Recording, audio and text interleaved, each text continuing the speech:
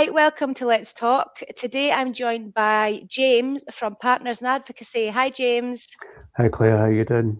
I'm good, thank you. Thank you for joining me today. You're welcome. Good to see you. So, James, could you tell us a bit more about advocacy, please? Sure, yes. So we have a service in Dundee called Partners in Advocacy, and we provide free independent advocacy for all young people from birth up to the age of 21. This is a free, accessible service. As I said, it's accessible for all. Independent advocacy, at the core of it, it's about making sure that young people's voice is being heard in Hmm. meetings in relation to them. Because a lot of young people go into meetings, and sometimes professionals, they tend to actually speak for the young person. So for ourselves, we would meet with the young person, explain about what the issue is. Most Hmm. young people know what the issue is beforehand, but also it's about building trust with that young person because they have many professionals in their lives at that point in time. We are not, we don't have a personal or professional opinion in the matter. We don't work in the best interest of the young person. We are ultimately there just to make sure that the young person's voice is being heard. There's many ways we can do that. So with ourselves being independent, we then talk to the young person about what's actually the meeting's about, Hmm. explain to them, give them as much information as well, speak to them in a way and communicate in a way which they can totally understand what the process is. Then it's about saying to them, what's important to you? How do you feel about this? What do you think? What would you like to happen? And have that open, honest discussion. Usually, young people would then give us views, and that's what we would put across. So, if a young person was to say, for example, I don't want to go to school at 9 o'clock, I would like a later start, Okay. we would write that down, exactly what they say. We would then confirm that, is this the view that you would like me to pass over? Hmm. Once they give consent to do that, then that's what we would say at the meeting. It would just be said, for Mary, this is Mary's views, express the view over, and then it's up to the decision maker to take that into account. Okay. Obviously, we talk about consent there, but obviously confidentiality as well, which is very important when talking to young people. So what we say is, look, in terms of views, we will always get consent to pass over your views. We won't do that as a personal or professional opinion. Confidentiality is about what we discuss is confidential. Obviously, if there is an issue with a young person is saying they're going to harm themselves or Mm. others, we have to then pass that over. But we would Yes. explain that to the young person as well to say, look, there's this concern here. And we've got regards to child protection that we have to protect you and others. But they would also be involved in that process so that they're aware of the steps that we're going to be making. Okay. Sounds good. Sounds good. I mean, I like you say, a lot of young people and young carers and that we have within the centre too. They've obviously got their support workers and that they are Mhm. there to help support them. Yeah. But you're different to that, aren't you? Like you say, you come in from an independent side of things where you're in the middle. You're Yes. not there to kind of hear what's been happening. You're just there to hear from a young person and advocate on their behalf on whatever that point is. Yeah, totally. So as I said, being independent, we are free from conflict. So we don't work with the school, social work, maybe even education or Mhm. medical services. We are Yep. solely there just to work with that young person. As I keep saying to kids, it's like you're kind of like you're my boss. You tell me what to say. Yeah. You Yeah. know what I mean? Within reason, obviously. But in terms of like kind of for young carers and things, obviously there is issues probably mainly around school, team around Hmm. the child meetings, maybe children's hearings, guardian welfare, guardianship, etc. Hmm. So being independent, as I said, a lot of times young people would speak to professionals, and what we've found maybe at times that they're telling these professionals what they want to hear Hmm. or what they think they want to say to the professionals, and that then it creates that confusion because they're like, that's not what I wanted to say, etc. No. So being independent, not having that personal, professional opinion, etc.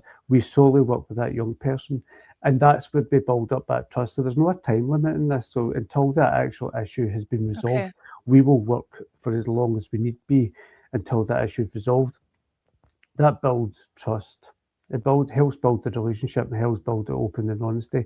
Plus, we provide them with all the information so that they can then make informed decisions as well. So the Okay. more informed they are about the meeting, Hmm. the better they are equipped to actually say, well, this is what I would like, this is what I want. sometimes they don't always get what they want, No. but at least the decision makers or the people chairing the meeting understand what the views are for that young person.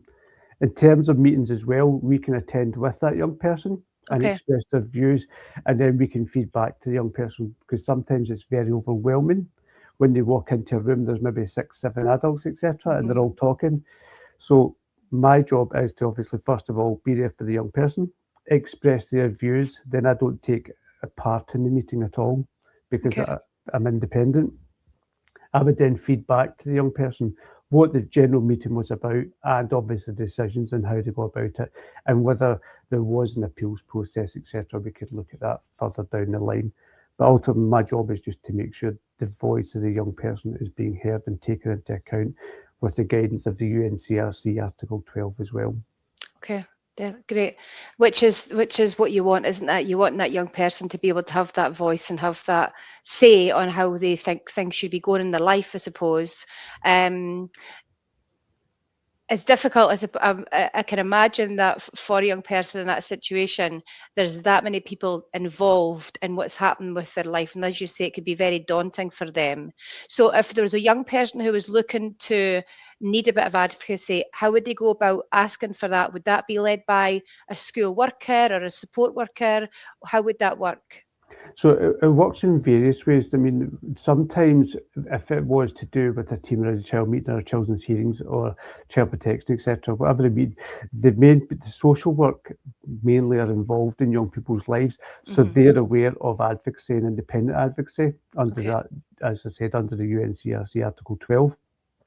However, sometimes people forget a wee bit of that it's a right for all young people to have advocacy.